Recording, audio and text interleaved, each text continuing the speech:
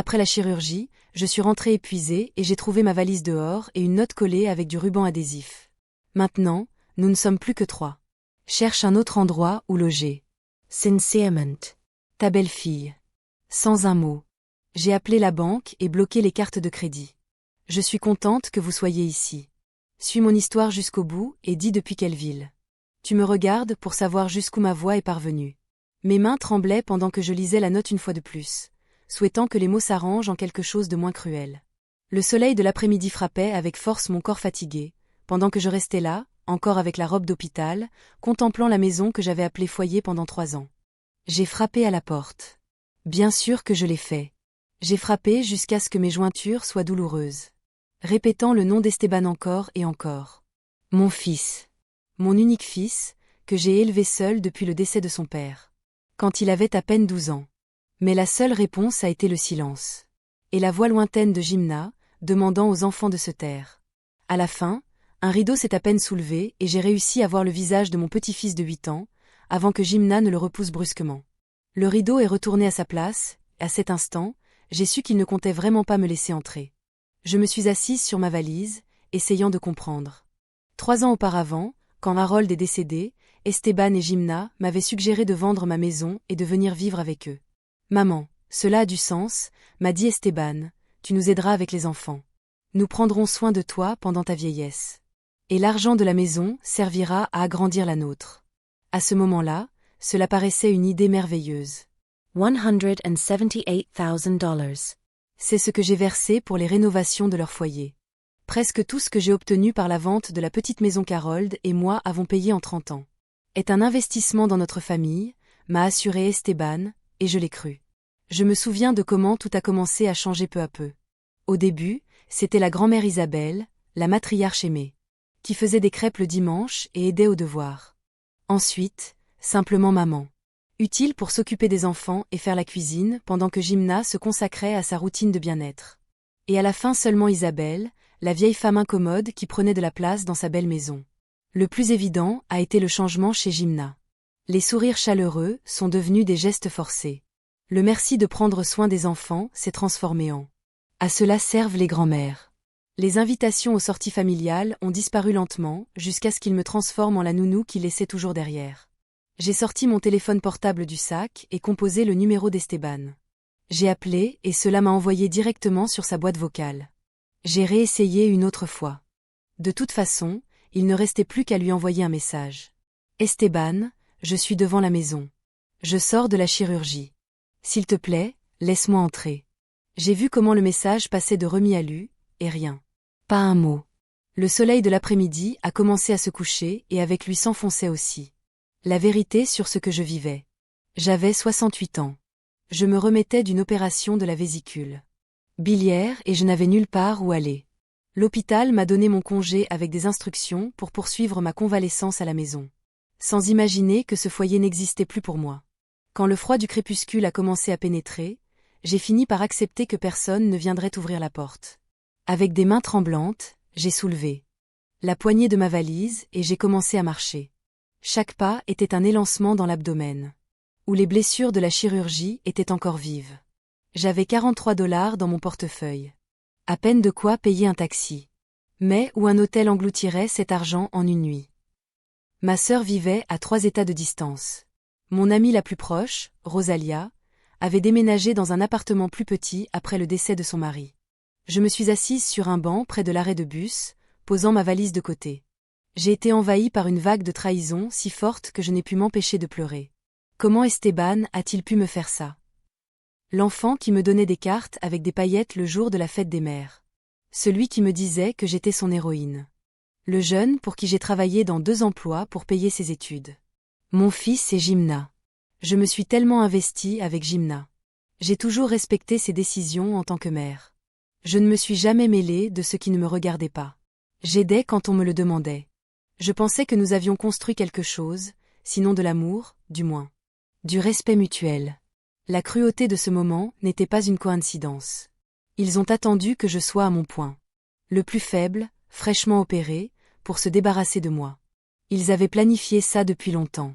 Je n'ai été qu'une baby-sitter et une source d'argent jusqu'à devenir un fardeau. Quand les lumières de la rue ont commencé à clignoter, j'ai sorti mon téléphone et j'ai vérifié mes contacts. J'ai hésité, le doigt sur le nom de Rosalia. Nous étions amis depuis plus de 40 ans. Ensemble au mariage, pour les enfants. Et maintenant le veuvage. Si quelqu'un pouvait comprendre, c'était elle. Ça a sonné 3 fois avant que sa voix familière ne réponde. Isabel. Ça va? J'ai essayé de parler, mais seul un sanglot est sorti. Isabel. Qu'est-ce qui se passe? Tu n'avais pas une chirurgie aujourd'hui? J'ai murmuré d'une voix brisée. J'ai besoin d'aide. Ils m'ont laissé dehors. Il y a eu un bref silence. Puis sa voix, ferme et claire. Dis-moi où tu es. Je finste chercher. Pendant que j'attendais que mon ami vienne à mon secours. J'ai vu une jeune famille passer. La mère marchait avec son fils par la main, riant de quelque chose qu'il disait. Un simple instant de connexion. Et j'ai compris comment ma propre famille avait coupé tout lien avec moi, combien j'étais devenue superflue. J'ai fermé les yeux, sentant comme le poids de la trahison m'écrasait plus que la valise, plus que toutes mes années vécues. Le 4e de rechange que je te donne n'avait pas grand-chose, seulement un lit individuel, une petite commode et une lampe pour lire. Mais cette nuit fut un vrai refuge. Les blessures chirurgicales me lançaient pendant que Rosalia m'aidait à m'installer. Son visage était un masque de rage contenue. Je n'arrive pas à croire qu'Esteban ait fait ça, dit-elle pendant qu'elle mettait des oreillers derrière moi. Après tout ce que tu as fait pour ce garçon, moi non plus je ne pouvais pas le croire. Mais la preuve était là. Ma valise emballée à la hâte par Jimna, avec seulement quelques vêtements et rien de mes choses chéries. Elle reposait dans un coin comme témoin de cette nouvelle réalité. As-tu essayé de l'appeler encore? Demanda Day pendant qu'elle me tendait une tasse de thé à la camomille. J'ai acquiescé de la tête, soutenant la tasse tiède avec des mains qui tremblaient encore.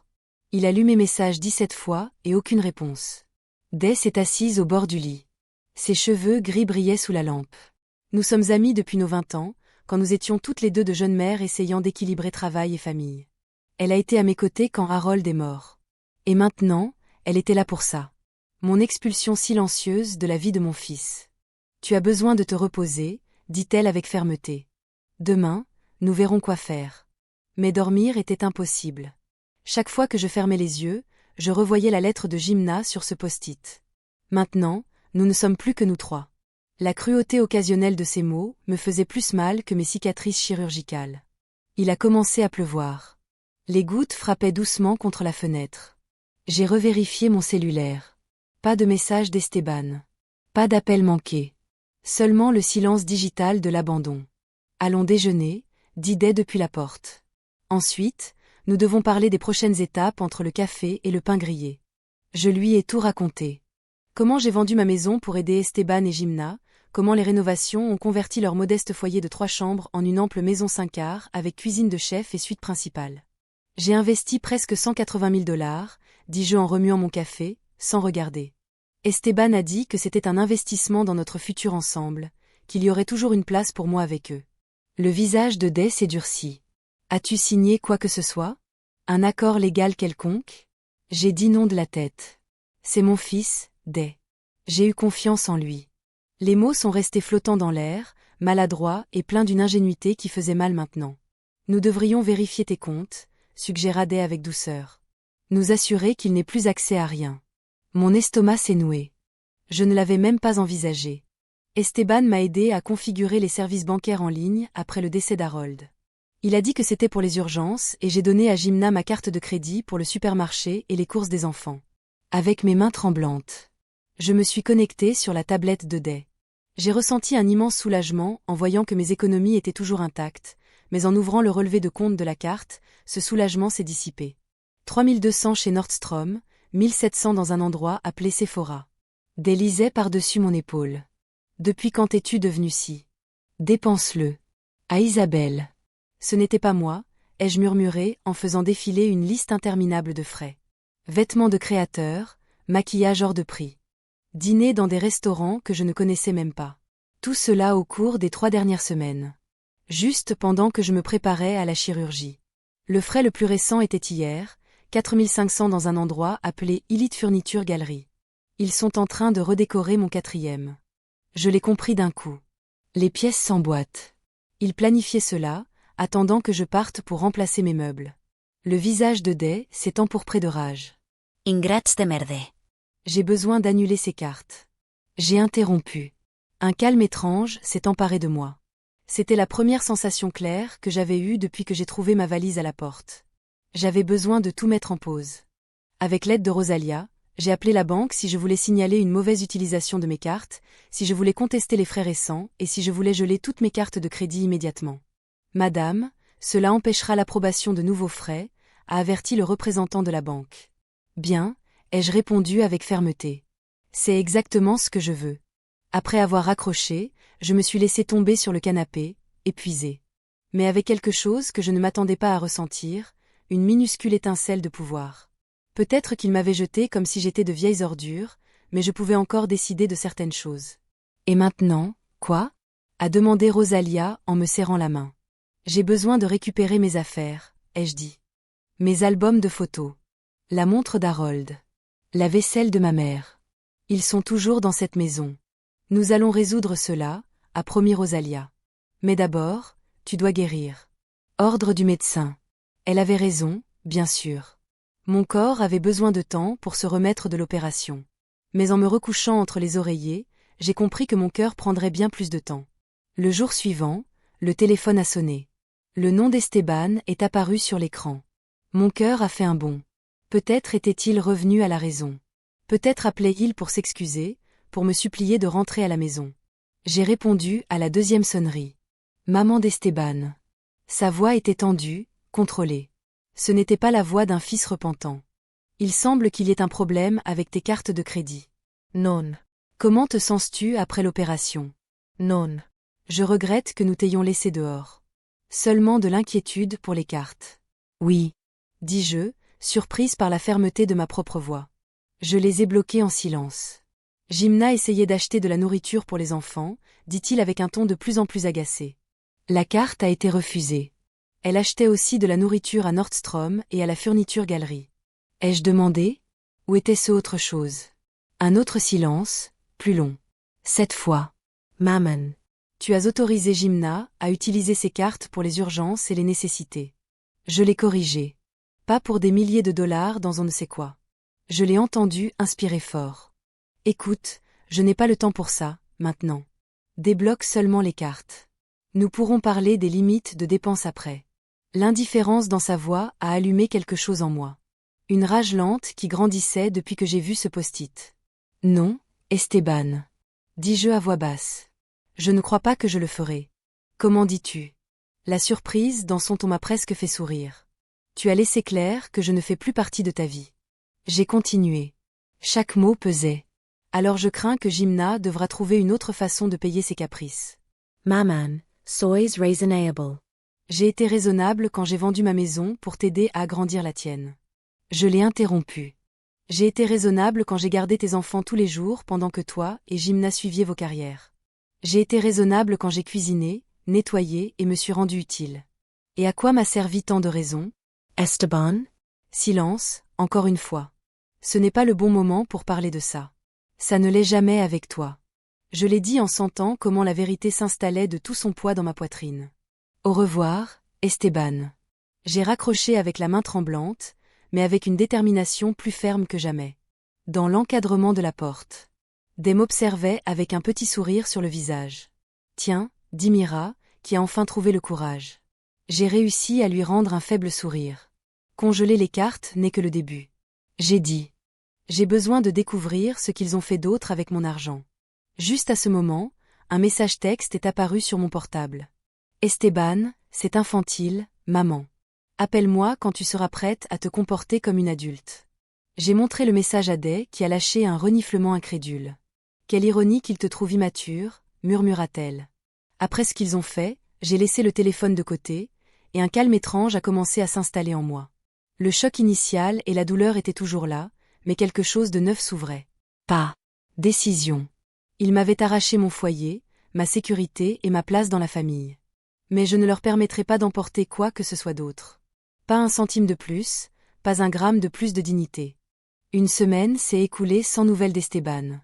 Les incisions de la chirurgie guérissaient peu à peu, mais la blessure de la trahison restait vive, ouverte. Day avait été ma bouée de sauvetage, mais je ne pouvais pas rester avec elle indéfiniment. Je devais me ressaisir et décider de ce que j'allais faire. Je vais avec toi, dit Dès que j'ai mentionné retourner chez Esteban. Tu n'es pas obligé de le faire.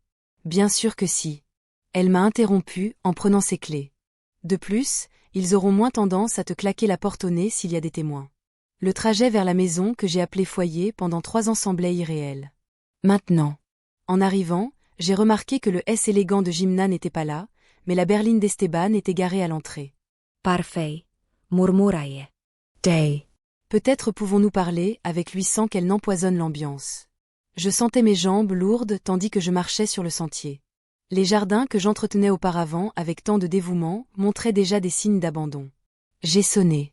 Le cœur battant comme un tambour dans ma poitrine. Esteban a ouvert la porte et une étincelle de surprise a traversé son visage avant qu'il n'adopte une expression fermée. Il avait l'air fatigué, avec des cernes sous les yeux. Maman a regardé Day, puis de nouveau moi. Je ne m'attendais pas à te voir. Évidemment, j'ai répondu, trouvant de la force dans la présence solide de Day à côté de moi. Je suis venu chercher mes affaires, mes effets personnels. Il a hésité un instant. Puis il s'est écarté. Jimna n'est pas là. Elle a emmené les enfants chez sa mère. La maison avait l'air différente d'une certaine façon. Ils avaient changé les meubles et un grand canapé modulaire moderne dominait. Maintenant, le salon. Probablement acheté à la galerie de meubles. Mes affaires sont dans la 4e chambre d'amis. J'ai dit en commençant à monter l'escalier. En fait, dit Esteban, en s'éclaircissant la gorge.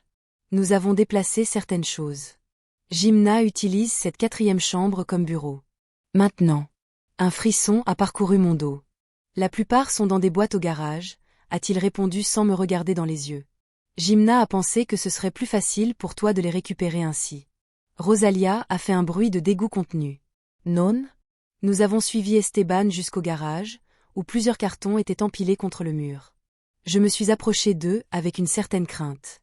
La première boîte contenait des vêtements pliés à la hâte, la deuxième des livres et des articles de toilette. Mais alors que je cherchais le reste des boîtes, un nœud a commencé à me prendre à la gorge. Où sont mes albums de photos? La montre de Harold. Les bijoux de ma mère. Esteban s'agite inconfortablement. Je ne sais pas. Jimna a tout emballé. Eh bien, ils ne sont pas là. J'ai dit avec la voix qui monte et la vaisselle de maman. Les souvenirs de famille. Maman, calme-toi. Ne me dis pas de me calmer, ai-je lâché, surprise par la force de ma rage. Ces choses sont irréemplaçables. Ce sont mes souvenirs, mon histoire. Rosalia a fait un pas en avant. Esteban, c'est inadmissible. Ce sont les effets personnels d'Isabelle. Esteban a passé sa main dans ses cheveux, ressemblant plus à un enfant réprimandé qu'à un adulte. Je vais parler à Jimna. Peut-être qu'elle les a mis ailleurs. Je veux vérifier en haut. J'ai insisté. Maintenant. Il a hésité. Puis il a acquiescé à contre-cœur. Je me suis dirigé directement vers le grenier, me souvenant que j'y avais gardé de vieilles choses. Pendant que je montais l'escalier, le téléphone d'Esteban a sonné. Il a répondu dans le couloir en bas. Sa voix à peine un murmure. Le grenier était poussiéreux et sombre, mais je savais exactement où se trouvaient mes malles de rangement. À mon soulagement, elles étaient toujours là, intactes. J'ai ouvert la plus grande et j'y ai trouvé mon album de mariage. Les médailles militaires de Harold et plusieurs albums de photos de famille. Au moins ces précieux souvenirs avaient été sauvés du nettoyage de Jimna, pendant que je ramassais ce que je pouvais charger. J'ai entendu la conversation d'Esteban monter depuis le bas. Non, elle est simplement apparue. Oui, avec cette amie à elle. Je sais ce dont nous avons convenu, mais... Qu'est-ce que j'étais censé faire? Elle reste ma mère. Il y a eu une pause. Jimena. Ce n'est pas juste. Nous avions convenu d'attendre après avoir vendu la maison pour lui parler de la maison de retraite. Non, je ne lui ai pas encore dit. Elle sort d'une chirurgie. Pour l'amour de Dieu. Mon sang s'est glacé. Maison de retraite. Vendre la maison. Je me suis approché de l'escalier du grenier, tendant l'oreille.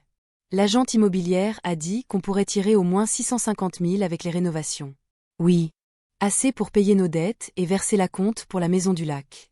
Je sais que l'argent de maman a rendu cela possible, mais elle avait accepté d'investir dans la propriété.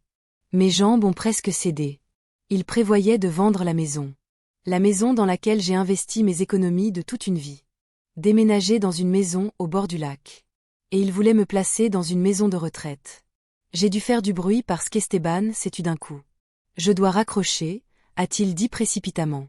Il a peut-être entendu. Je me suis jetée de nouveau dans la malle, la tête tournant tandis que les pas d'Esteban se rapprochaient de l'escalier du grenier. J'ai feint de me concentrer sur les albums de photos, essayant de contrôler mes mains tremblantes. Maman. Hein? As-tu trouvé ce que tu cherchais? Sa voix semblait tendue.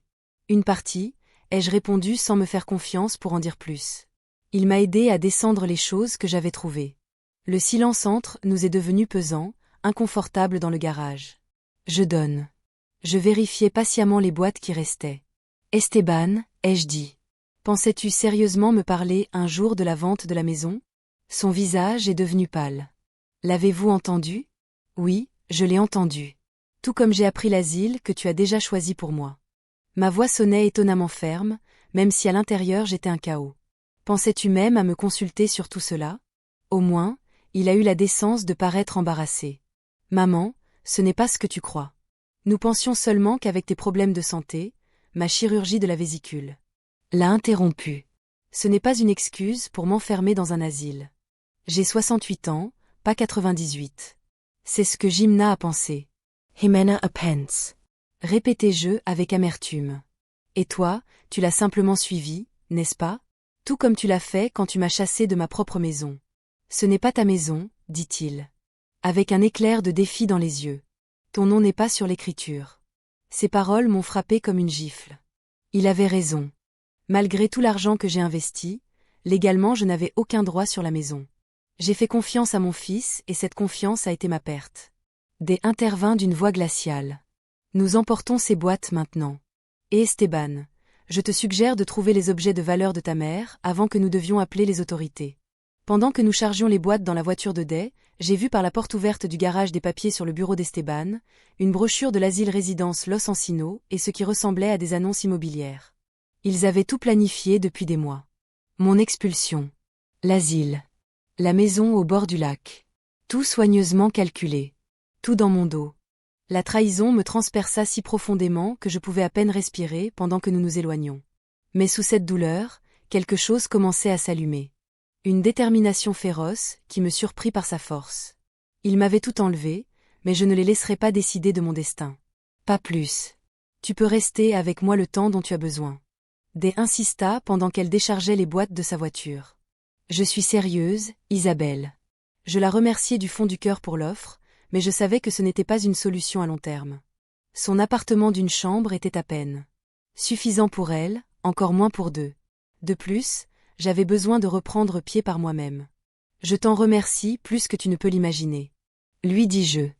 Mais j'ai besoin de résoudre cela par moi-même. Le lendemain matin, j'ai pris un rendez-vous à la banque. Mauricio Delgado avait été mon conseiller financier depuis la mort d'Harold. Et son visage montra un véritable étonnement quand je lui ai raconté ce qui s'était passé. Je suis vraiment désolé, Isabelle, dit-il en vérifiant mes comptes. La bonne nouvelle est que tes dépôts de pension et de sécurité sociale continuent d'arriver régulièrement et ton compte d'épargne principal est intact. Et l'argent que j'avais investi dans des prostituées. La maison d'Esteban. Le visage de Mauricio s'est crispé. Sans accord formel, légalement, c'est considéré comme un cadeau. Peut-être pouvons-nous tenter quelque chose, mais ce sera difficile. J'ai acquiescé. Je m'y attendais. Alors, je dois me concentrer sur l'avenir. Quelles options ai-je pour le logement? Nous avons passé l'heure suivante à examiner les chiffres. Ma pension mensuelle et la sécurité sociale totalisaient près de 2400 $. Ce n'est pas une fortune, mais avec soin, cela suffirait pour louer un appartement modeste et couvrir l'essentiel. Il y a aussi ceci, dit Mauricio, en ouvrant un autre compte qu'il avait presque oublié. La police d'assurance vie d'Harold, celle que vous avez investie, a augmenté à environ 42 000 $. Une vague de gratitude pour mon mari, si pratique et visionnaire, m'a envahi même depuis la tombe. Harold continuait de prendre soin de moi. Cela vous donne des options, continua Mauricio. Vous pourriez utiliser une partie de cet argent pour le dépôt de la location et quelques meubles et garder le reste comme fonds d'urgence. En sortant de la banque, j'ai ressenti un étrange mélange entre perte et espoir. J'avais moins que ce que je pensais avoir à ce stade de ma vie, mais plus que ce que beaucoup dans ma situation pouvaient espérer. Je pouvais reconstruire pendant les 2 semaines suivantes. Je me suis lancée à fond dans la recherche d'un appartement. Rosalia m'emmenait voir des endroits, m'aidait à comparer les prix et m'encourageait quand le désespoir commençait à me gagner. Finalement, nous avons trouvé un petit appartement d'une chambre dans une résidence pour personnes âgées. Ce n'était pas luxueux, mais c'était propre. Il y avait un petit balcon pour mes pots de fleurs, et plus important encore, il était accessible. C'est parfait, dit Rosalia quand nous l'avons vu pour la première fois. Et regarde.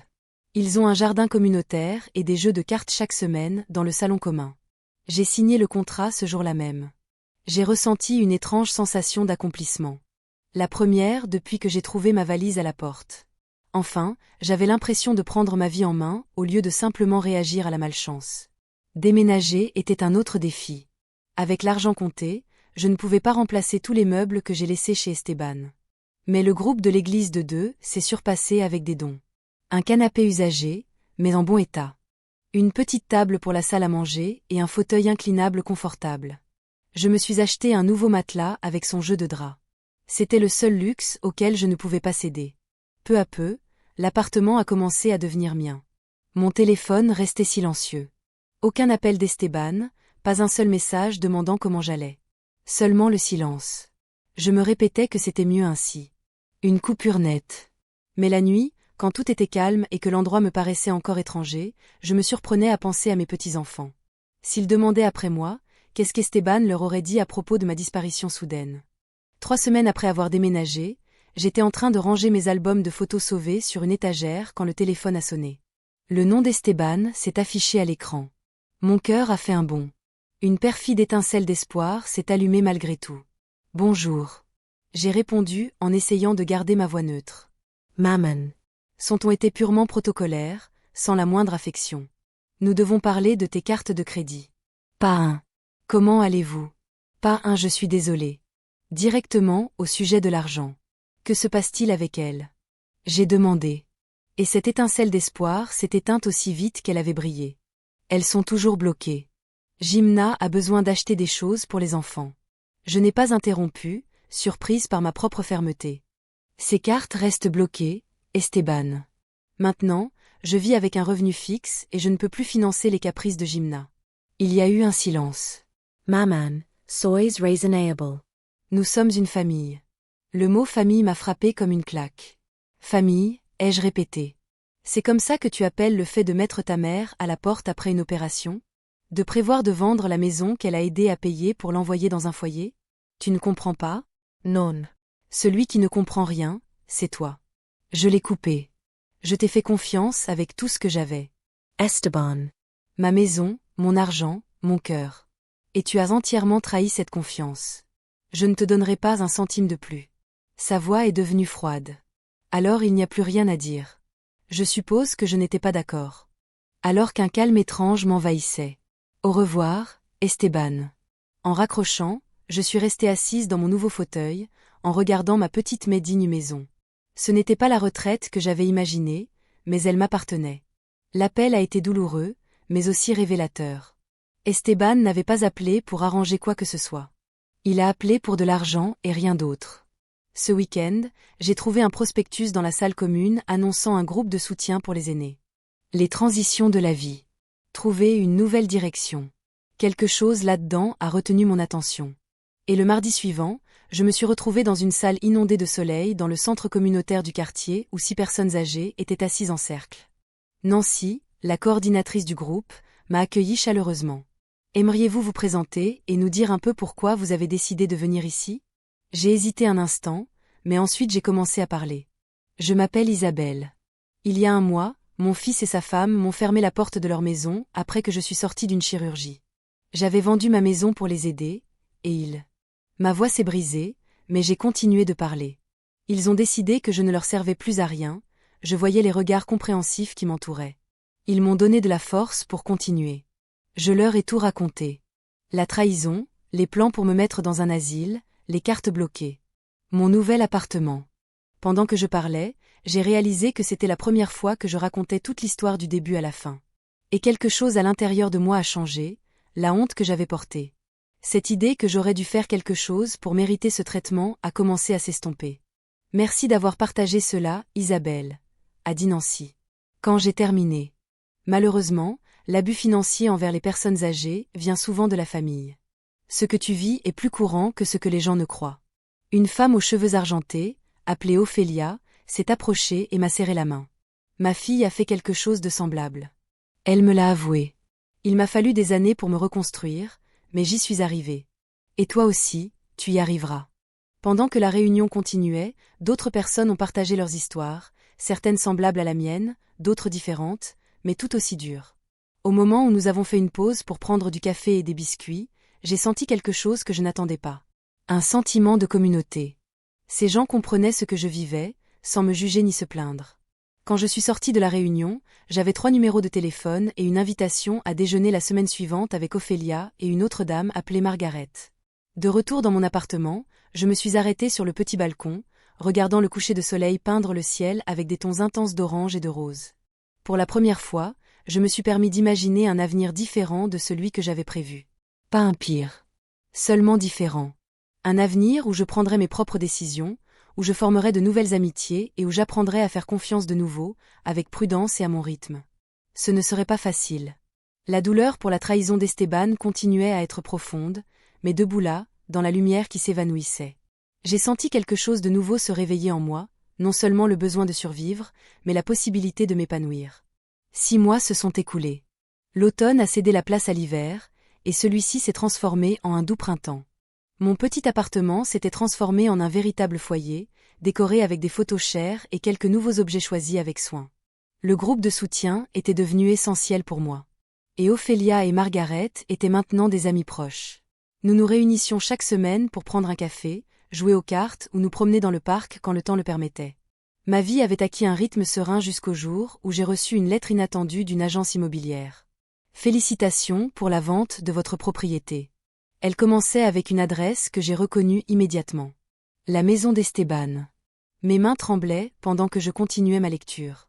La lettre m'était adressée en tant que copropriétaire de la propriété, m'informant que la maison avait été vendue pour 685 000 $. Je suis restée à regarder le papier sans pouvoir y croire. Ils l'avaient fait. Ils avaient vraiment vendu la maison, celle dans laquelle j'avais investi toutes mes économies, et d'une certaine manière, ils avaient utilisé mon nom dans ce processus. J'ai appelé Rosalia immédiatement.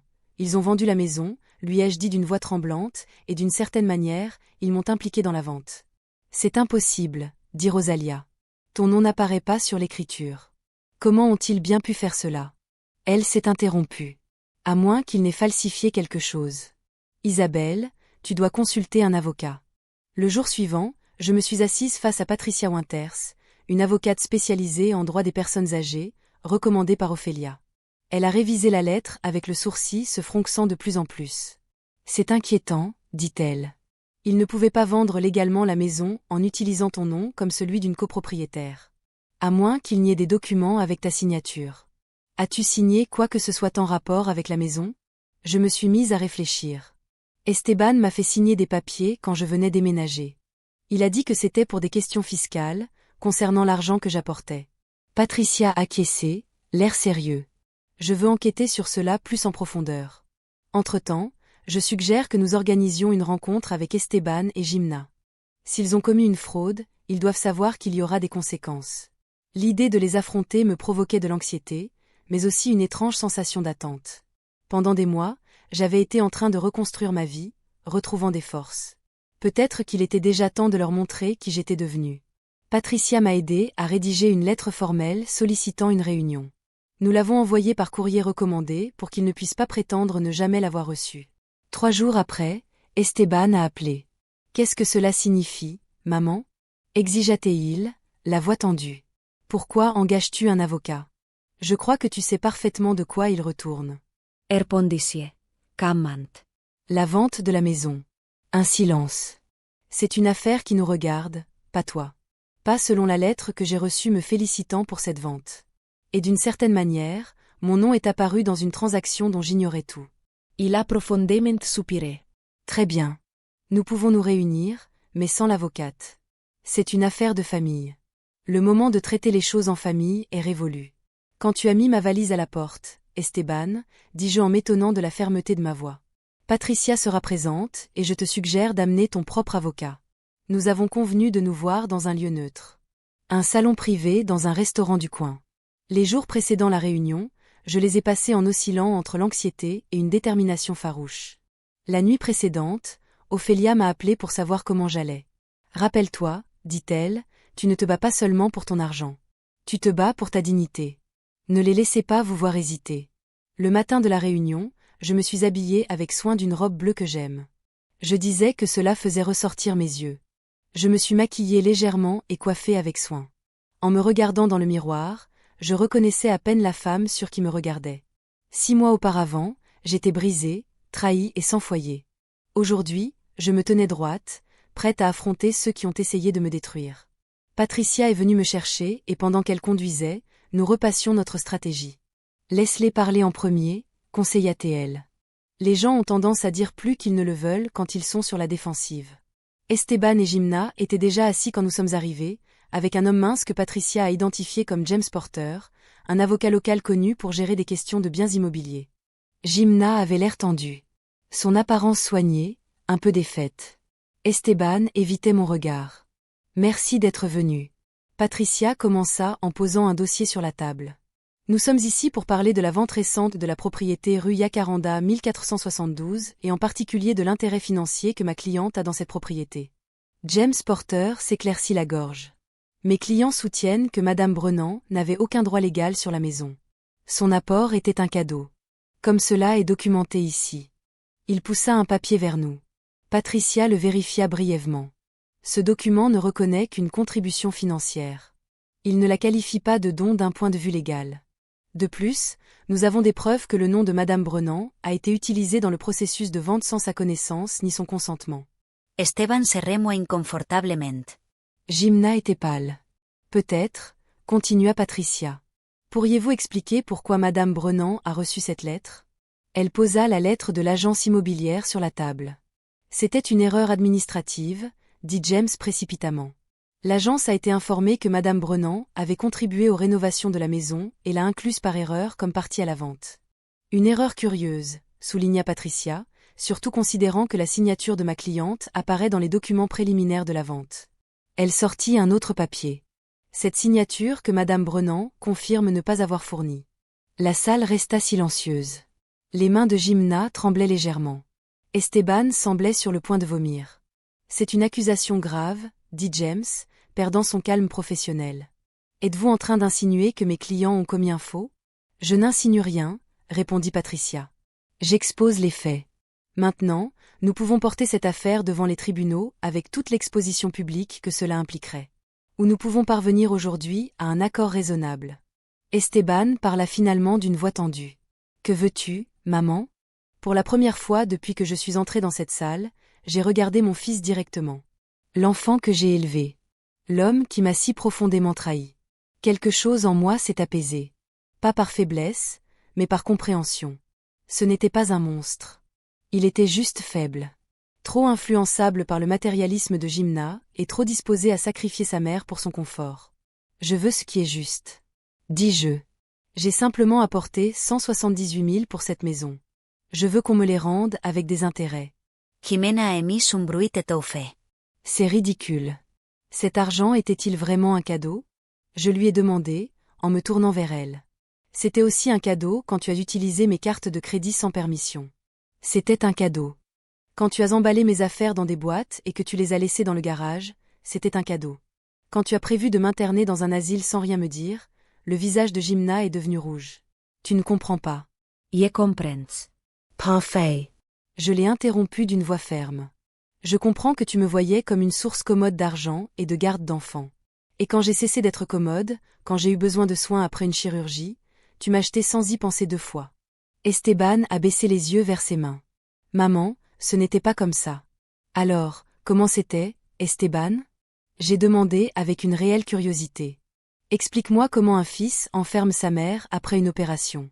Il n'a pas eu de réponse. Patricia a ramené la conversation doucement à l'affaire légale. Ma cliente est disposée à accepter un accord pour le montant original. Plus 6% d'intérêt, ce qui fait environ 188 000 euros. Étant donné les circonstances, cela me semble plus que raisonnable.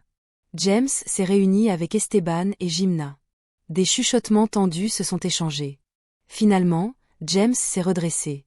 Mes clients sont disposés à offrir 150 000 comme accord total, a-t-il dit. Patricia m'a regardé, demandant en silence. J'y ai pensé un moment et j'ai acquiescé. Le montant exact était moins important pour moi que la reconnaissance de ce qu'ils avaient fait. Nous acceptons, a dit Patricia, à condition que les fonds soient transférés dans un délai de 7 jours et que les deux parties signent un accord de confidentialité sur les circonstances de cet arrangement. Pendant que Patricia et James ajustaient les détails, je me suis appuyée contre la chaise. Une étrange sensation de paix m'enveloppait. L'argent ne pouvait pas guérir la blessure de la trahison, mais il pouvait m'assurer un avenir. Un avenir que j'attendais désormais avec un espoir inattendu. 1 an après avoir été chassée de ce que je croyais être ma maison pour toujours, je me tenais dans la cuisine de ma nouvelle boulangerie. De doux souvenirs flottaient avec l'arôme intense de cannelle et de vanille. La lumière du soleil matinal entrait par les fenêtres, baignant d'un éclat doré les murs. Fraîchement peints et les comptoirs brillants. Ils ont l'air parfaits, a dit Dottie, pendant qu'elle plaçait une fournée de muffins au bleuet dans la vitrine. Je n'arrive toujours pas à croire que nous ayons vraiment réussi à faire ça. J'ai souri en voyant mon ami de toujours arranger les gâteaux, comme s'il s'agissait de bijoux. Il y a 6 mois, quand j'ai reçu l'argent de l'accord avec Esteban et Jimna, Rosalia avait lâché, au hasard, que ma tarte aux pommes se vendrait comme des petits pains dans n'importe quelle boulangerie du village. Ce qui avait commencé comme une blague s'est transformé en conversation sérieuse. Puis en un plan d'affaires et finalement en cette réalité, je n'y serais pas arrivé sans toi. Je lui ai dit en ajustant mon tablier à mes 69 ans. Je n'aurais jamais imaginé ouvrir un commerce, mais j'étais là. Copropriétaire d'une petite boulangerie charmante. Spécialisée dans les desserts traditionnels faits maison. La clochette au-dessus de la porte a sonné et Eleanor est entrée, suivie de Margaret et de 3 amis du groupe de soutien. « C'est magnifique, Isabelle !» s'exclama Eleanor en parcourant l'endroit du regard. « Absolument parfait. Nous t'avons apporté quelque chose. » dit Margaret en me tendant un petit pot. C'est un pommier nain pour un nouveau départ. J'ai senti mes yeux se remplir de larmes. En acceptant leur cadeau. Merci à toutes pour tout. La dernière année avait transformé ma vie d'une manière que je n'aurais jamais imaginée. L'argent de l'accord m'a donné des options. Mais ce sont les amitiés que j'ai nouées qui m'ont vraiment sauvée. Ce groupe de soutien est devenu ma bouée de sauvetage. Un cercle de personnes qui comprenaient la perte.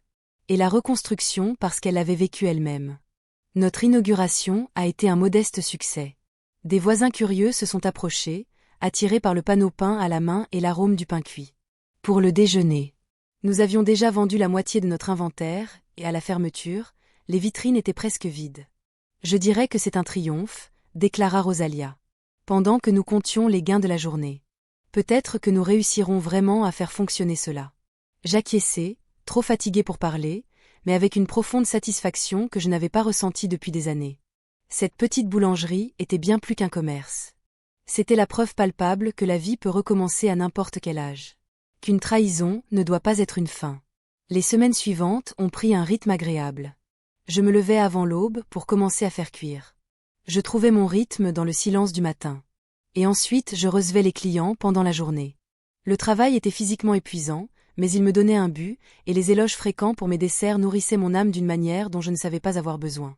3 mois après l'ouverture, un après-midi tranquille de mardi, la clochette a sonné. J'ai levé les yeux d'un plateau de tartelettes au citron, et j'ai vu Esteban à l'entrée, debout maladroitement. Mon cœur a fait un bond. Nous ne nous étions pas parlé depuis la réunion de l'accord. Le voir là, plus mince, avec de nouvelles rides sur le visage, a déchaîné en moi une tempête d'émotions.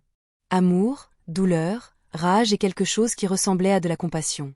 Maman dit d'une voix à peine plus forte que la musique. Douce qui jouait dans la boulangerie. Je me suis essuyé les mains sur mon tablier. Esteban, quelle surprise. Il bougea inconfortablement, jetant un coup d'œil à cet endroit joyeux. C'est joli. La boulangerie te va bien. Merci, répondis-je d'un ton neutre. Qu'est-ce qui t'amène? Je pris une profonde inspiration. Suis-je en problème, maman? Bien sûr que oui. Sinon, pourquoi serais-je venue après si longtemps? Il était facile de deviner sa présence. Il n'apportait ni réconciliation, ni rédemption. C'était la faim. C'était le besoin. Et bien qu'une partie de moi l'ait su dès l'instant où je l'ai vu debout à la porte de ma boulangerie, je n'ai pas pu m'empêcher de me demander si au moins ça lui faisait mal. Quel genre de problème? J'ai demandé, même si je l'imaginais déjà. Je l'ai dit avec un calme que je ne ressentais pas. Observant chaque geste, chaque soupir. Économique, admit-il, baissant les yeux comme s'il ne pouvait soutenir mon regard. Sa voix se brisait en morceaux, tout comme sa dignité. Jimna est partie. Elle a emmené les enfants chez sa maman, là-bas, en Arizona. L'argent de la vente de la maison n'est plus. Je ne sais pas exactement comment Jimna gérait tout ce qui était financier. Il lâcha un rire amer, creux, un de ceux qui n'apportent pas la joie, mais plutôt la défaite. Ironique, n'est-ce pas? Après tout ce qui s'est passé avec toi, après la façon dont nous t'avons laissé. Je suis restée immobile, l'observant comme s'il était un étranger dont j'avais rêvé qu'il était mon fils. Je ne pouvais nier que ça me faisait mal de le voir ainsi, plus maigre, le visage pâle et fatigué, comme si la vie lui présentait l'addition. Et pourtant, mon cœur ne courait plus vers lui comme avant. Mon instinct de mère ne pouvait plus couvrir ses blessures avec des pansements tissés de pardon. Je suis désolée d'entendre ça, dis-je enfin. Et à ma surprise, c'était vrai. Ça me faisait mal, surtout pour les enfants. Ils doivent beaucoup te manquer. Il acquiesça, les yeux vitreux. Oui, beaucoup. J'essaie de voir comment les récupérer. Mais d'abord, j'ai besoin. Il fit une pause, avalant sa salive, cherchant ses mots. J'ai besoin de me relever. Finalement, il me regarda dans les yeux. Ses pupilles cherchaient la tendresse qui était autrefois inconditionnelle en moi. Peut-être espérait-il trouver la femme qui disait toujours oui. Même quand dire non n'était pas sain. Je sais que je n'ai pas le droit de te demander quoi que ce soit. Pas après ce que nous avons fait, mais je ne sais vers qui d'autre me tourner. Il fut un temps où ces mots auraient suffi à me désarmer. Autrefois, j'aurais couru à ses côtés, ouverte comme une vieille porte qui ne sait se fermer. Mais cette femme n'existait plus. Cette Isabelle, celle qui a vendu sa maison pour un rêve de famille. Celle qui cuisinait et se taisait. Celle qui endurait, encore et encore. Elle était partie. Qu'est-ce que tu demandes au juste, Esteban? J'ai demandé avec une fermeté qui n'était pas de la dureté, mais plutôt une limite. Il en douta. Il bougea. Il baissa les yeux encore une fois. Un prêt, dit-il, enfin. Seulement jusqu'à ce que je puisse vendre la maison au bord du lac et trouver quelque chose de plus économique. Rien de grand, seulement le nécessaire pour sortir du trou et recommencer avec la maison du lac. La même qu'ils avaient rêvé d'acheter avec les gains de la maison que j'ai aidé à rénover, où chaque centimètre de peinture et chaque carreau portait une partie de mes économies, de mon passé, de ma confiance aveugle. J'ai senti l'ironie me griffer la poitrine, mais j'ai respiré profondément. Je ne peux pas faire ça, répondis-je doucement, mais avec une force interne qui me surprit moi-même. Je ne tremblais plus. Je ne doutais plus. Son visage s'effondra comme si mon refus lui brisait l'âme. Maman, s'il te plaît. Je comprends pourquoi tu es en colère. Il ne s'agit pas de colère, Esteban, les jeux interrompus. Il s'agit de respect. Il s'agit de limites, d'amour-propre, de ne pas répéter ce qui m'a déjà blessé. Une fois. Il resta silencieux. Et moi aussi, parce que je savais que les mots les plus durs ne sont pas ceux que l'on crie, mais ceux que l'on soutient avec calme. Il s'agit d'apprendre de ce qui a été vécu. J'ai respiré profondément. Mais je peux t'offrir autre chose. Quoi d'autre? Un travail. J'ai dit, nous avons besoin d'aide pour les livraisons et pour soulever des choses lourdes. Ici, on ne paie pas beaucoup, mais c'est un travail honnête. Esteban me regarda sans savoir quoi dire. Clairement, il s'attendait à un refus direct ou à un chèque en blanc. Toi, tu m'embaucherais? Après tout? Oui, répondis-je simplement. Non pas parce que tu le mérites, mais parce que je décide de te l'offrir. Il resta silencieux un long moment, en pensant. Quand est-ce que je commence? Demain à 5 heures. Nous commençons à cuire tôt. Il acquiesca lentement. D'accord, merci.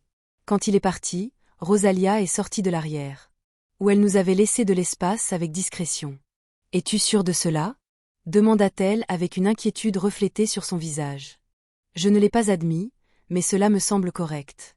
Pas pour lui, mais pour moi. La vérité était qu'offrir du travail à Esteban au lieu d'une aumône était autant pour ma guérison que pour la sienne. J'étais en train de marquer une limite, en conservant ma dignité et, même ainsi, en laissant entr'ouverte une porte pour une possible réconciliation. 2 mois après, Esteban continuait d'arriver chaque matin à 5 heures, en livrant des commandes, en lavant des assiettes et peu à peu, en apprenant les bases de la boulangerie. Notre relation était prudente, basée sur des conversations neutres. Nous ne parlions pas de Jimna ni du passé, seulement des tâches quotidiennes à faire. Ce n'était pas vraiment un pardon, mais c'était quelque chose. Un pont fragile que nous construisions planche par planche dans un après-midi chaud de dimanche, mon jour libre. Je me suis assise dans le petit patio de mon appartement soignant les herbes en pot que j'avais commencé à cultiver. Le pommier nain que mes amis m'avaient offert avait donné son premier petit fruit. Seulement une petite pomme, mais enfin une victoire. Mon portable a sonné et j'ai souri en voyant son nom sur l'écran. Comment s'est passée votre rencontre? J'ai demandé d'un ton moqueur. Elle avait commencé à sortir avec Richard, un veuf qu'elle a rencontré dans le verger communautaire. Merveilleuse, répondit-elle. Elle a soupiré, l'air heureuse. Il m'a emmenée dans ce nouveau restaurant italien près du lac. Mais je t'appelle pour toi, en fait. Nous maintenons le dîner de ce soir. Richard amènera son ami, William. J'ai éclaté de rire. Tu essaies encore de me caser avec William? C'est un homme charmant, Isabelle. Isabel. Professeur d'anglais à la retraite. Retreat. Veuf depuis 5 ans. Il adore faire de la pâtisserie et jardiner. Et il a les yeux les plus doux que j'ai jamais vus. Alors, j'y serai. J'ai promis à Isabelle. Surprise de voir combien je l'attendais en réalité. En raccrochant, j'ai regardé autour de mon espace. Petit, mais beau. Les plantes fleurissaient, les meubles confortables. Les photos de mes nouveaux amis, à côté de souvenirs anciens et chéris. Rien de tout cela n'était ce que j'avais prévu pour ma retraite. C'était différent, inattendu, mais d'une certaine manière plus riche que je ne l'aurais imaginé. La trahison qui a été une fois sur le point de me détruire a fini par m'obliger à découvrir une force que je n'avais jamais imaginé avoir. Elle m'a arraché les fausses apparences et m'a offert à la place des liens réels. Elle m'a enlevé une sécurité illusoire et m'a rendu une indépendance véritable. J'ai cueilli l'unique pomme de mon petit arbre. Sa peau était douce et fraîche contre ma paume. Elle n'était pas parfaite, non. Un peu tordue et plus petite que celle du supermarché.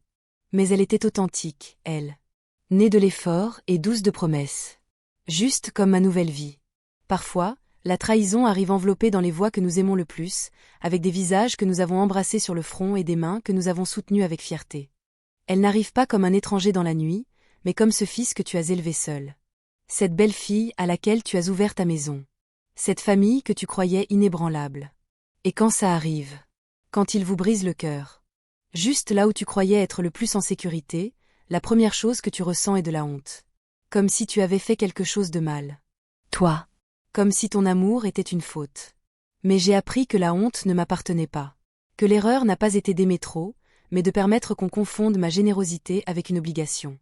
Cela m'a coûté une chirurgie, une valise à la porte et les cicatrices d'une expulsion silencieuse pour comprendre que l'amour ne justifie pas l'abus et que même quand on t'a tout enlevé ton foyer, ta famille, ton histoire, tu peux encore te relever.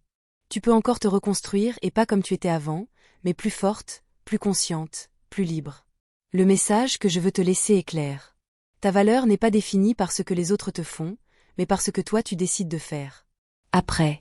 Quand tu seras confronté à l'abandon, quand tu découvriras qu'on t'a utilisé, ne permets pas que la rage te dévore de l'intérieur, ni que la peur te paralyse. Fais ce que j'ai fait. Assieds-toi. Pleure si tu dois pleurer. Et ensuite, commence à bouger les pieds. Pas à pas. Tu n'as pas besoin d'avoir toutes les réponses. Tu as seulement besoin de commencer. On t'a jeté comme si tu étais invisible. Respire. Évalue ce que tu as et ce qu'il te reste encore. Ta voix, ton histoire, tes mains, ta dignité. Et de là, lève-toi. Bloque les cartes si c'est nécessaire. Cherche de l'aide. Exige la justice. Trouve de nouvelles alliances, de nouveaux commencements, de nouveaux rêves. Parce qu'il y a de la vie après l'abandon. Il y a un foyer après la perte, il y a un but. Même quand le futur que tu avais planifié n'existe plus. Et surtout, il y a du pouvoir en toi. Même quand les autres ont essayé de te le voler. Tous ne réagiraient pas comme moi. Peut-être que toi, tu les confronterais avec plus de force. Peut-être que tu chercherais à te réconcilier avant. Ou peut-être que tu prendrais une distance définitive dès le début. Mais quel que soit ton chemin, qu'il soit guidé par le respect de toi-même. Parce que pardonner ne signifie pas permettre qu'il recommence à te faire du mal. Et aimer ne signifie pas tout supporter. À ceux qui lisent ceci d'un coin du monde, j'aimerais leur demander ce que vous feriez à ma place. Avez-vous déjà vécu quelque chose de similaire? Avez-vous pris la décision de parler, de couper les liens, de recommencer? Commentez-le. Que nos voix ne se perdent pas dans le silence. Qu'elles servent de phare pour d'autres personnes qui affrontent aujourd'hui leur propre moment de rupture. J'ai survécu à la trahison la plus douloureuse de ma vie. Et des cendres de cet amour raté, j'ai construit une boulangerie, une communauté. Une nouvelle version de moi. Je ne suis pas une victime. Je suis une femme de 69 ans qui a trouvé le courage de repartir à zéro. Et si j'ai pu le faire, vous le pouvez aussi. Merci d'être ici. De m'écouter. Ce n'est pas la fin. C'est à peine un nouveau début. Pendant ce temps, sur l'écran final, je vous laisse 2 histoires de plus. qui sont parmi les favorites de la chaîne et qui vont sûrement vous surprendre. Merci d'avoir regardé jusqu'à la fin.